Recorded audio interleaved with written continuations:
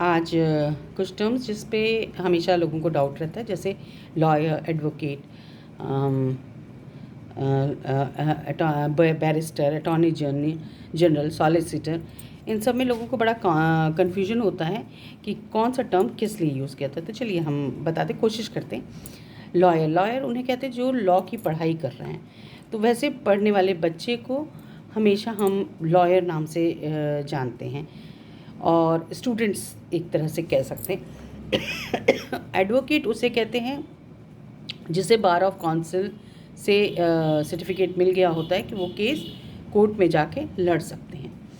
फिर होता है बैरिस्टर जो होता है इंग्लैंड और ऑस्ट्रेलिया में से डिग्री लिया होता है, और वहाँ पे वो सरकारी मतलब वहाँ पे जो भी है वो केस लेता है अपने अंडर में। फिर होता है अटॉर्नी जनरल, ये सरकार की तरफ से केस लड़ता है और ये सुप्रीम कोर्ट में होता है।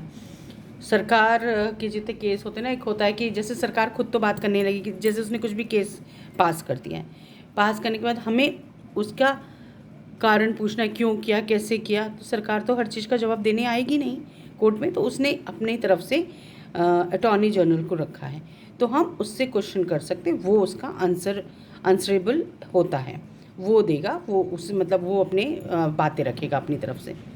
फिर सॉलिसिटर होता है, सॉलिसिटर स्टेट की तरफ से है, जैसे महाराष्ट्र वगैरह में आप देखने को मिलेगा, सॉलिसिटर उसे कहते हैं।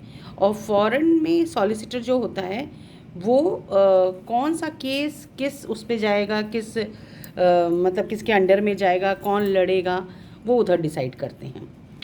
एक होता है काउंसलर का क्या होता है, काउंसिल बोला जाता है इसको। काउंसिल वो होता है जो सरकारी चीज़ें बताता है। जैसे कभी कभी क्या होता है कि कोई केस होता है और हमने बोला कि हमें सरकारी इस पर सरकारी सलाह चाहिए कि क्या है, कैसे है, कैसे इसको करना है, तो ये बोला जाता है, ये तब ये काउंसिल आते हैं आपको समझाने के लिए।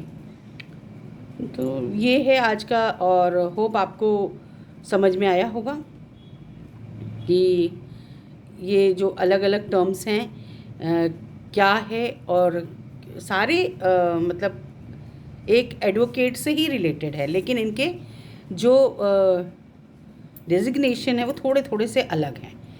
तो मैं तो वैसे केसेस के बारे में अभी तक बात कर रही थी, और अगर आपको अच्छा लग रहा है कुछ भी, तो थोड़ा सा मेरा प्रोत्साहन बढ़ाइए ताकि मैं ऐसे वीडियो बना सकूं और आप लोगों के लिए ला सकूं, और अपनी भी नॉलेज मतलब लोगों की बातों से, क्वेश्चन से अपनी भी नॉलेज बढ़ती है।